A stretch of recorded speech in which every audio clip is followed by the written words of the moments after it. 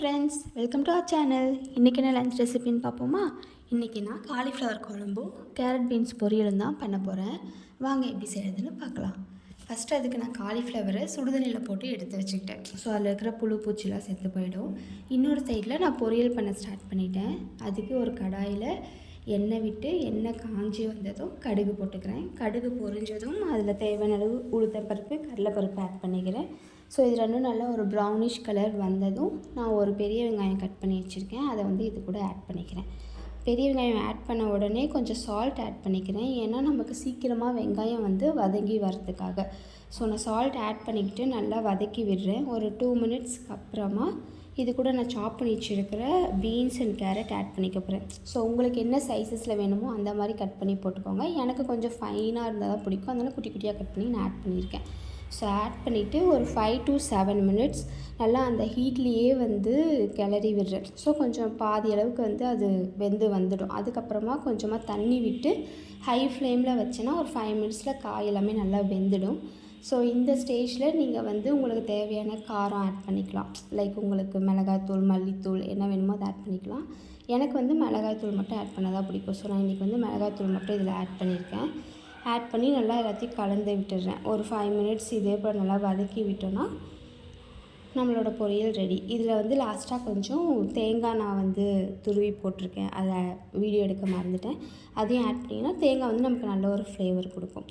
So அடுத்து பார்த்திங்கன்னா நான் குழம்பு ரெடி பண்ண ஸ்டார்ட் பண்ணிட்டேன். ஸோ அதுக்கு ஒரு பேனில் எண்ணெய் விட்டு வெங்காயம், பூண்டு, அப்புறம் இஞ்சி இதெல்லாம் போட்டு நல்லா வதக்கிட்டு இருக்கும் போதே அது கூடவே கொஞ்சம் மிளகு, அப்புறம் சீரகம் ஆட் பண்ணுறேன். அப்புறம் ஸ்பைசஸ் பட்டை, லவங்கம் ஆட் பண்ணுறேன். நாங்கள் 2 பேர்த்துக்கான குவான்டிட்டி தான் வச்சுருக்கேங்கிறதுனால 2 லவங்கம், குட்டியாக ஒரு துண்டு பட்டை மட்டும் ஆட் பண்ணியிருக்கேன். அது நல்லா வதங்கி வந்ததும் அது கூட ஒரு தக்காளி ஆட் பண்ணி நல்லா வதக்கிக்கிறேன். இதெல்லாம் வதங்கிட்டுருக்கும் போதே இன்னொரு சைடு என்ன பண்ணுறேன்னா தேங்காவை கட் பண்ணி அதையும் இது கூட நான் ஆட் பண்ணிக்கிறேன். ஸோ இது எல்லாத்தையுமே இந்த மசாலா அரைக்கிறதுக்கான இந்த பொருள் எல்லாத்தையும் நல்லா ஒரு மீடியம் ஃப்ளேமில் வச்சு நல்லா வதக்கி எடுத்துக்கிறேன், பச்சை வாசம் போகிற அளவுக்கு. இதெல்லாம் வதங்கி வரும்போது தேங்காய் ஆட் பண்ணதுக்கப்புறமா நான் பொட்டுக்கடலை கொஞ்சம் ஆட் பண்ணிக்கிறேன். ஸோ கொஞ்சம் கிரேவி பதத்துக்கு கொஞ்சம் ஃப்ளேவர்ஃபுல்லாக நல்லாயிருக்கும். அதெல்லாம் ஆட் பண்ணி ஆற வச்சு ஒரு நல்ல பேஸ்ட் பதத்துக்கு அரைச்சி எடுத்துக்கிறேன். அடுத்து மறுபடியும் அதே பேனில் என்ன பண்ணுறேன்னா கொஞ்சமாக எண்ணெய் விட்டு எண்ணெய் காஞ்சதும் அதில் கடுகு போட்டு அதுக்கப்புறமா நம்ம எடுத்து வச்சுருக்கிற இந்த மசாலாவை அதில் போட்டுக்க போகிறேன். அது நல்லா லைட்டாக கொதித்து வரும்போது இது கூட நான் காலிஃப்ளவர் ஆட் பண்ணிவிட்டு தேவையான அளவு தண்ணி விட்டு நல்லா கொதிக்க விடுறேன். ஸோ நல்லா கொதிக்க விட்டு இதில் பார்த்திங்கன்னா எண்ணெய் பிறண்டு மேலே வருது இல்லைங்களா? ஸோ இந்த ஸ்டேஜில் பார்த்திங்கன்னா காரம், உப்பு பார்த்து நம்ம அடுப்பு ஆஃப் பண்ணிடலாம். நான் சொல்ல மறந்துட்டேன். மசாலா அரைக்கும் போது இதில் மிளகாத்தூள் ஆட் பண்ணிக்கிட்டேன் காரத்துக்கு.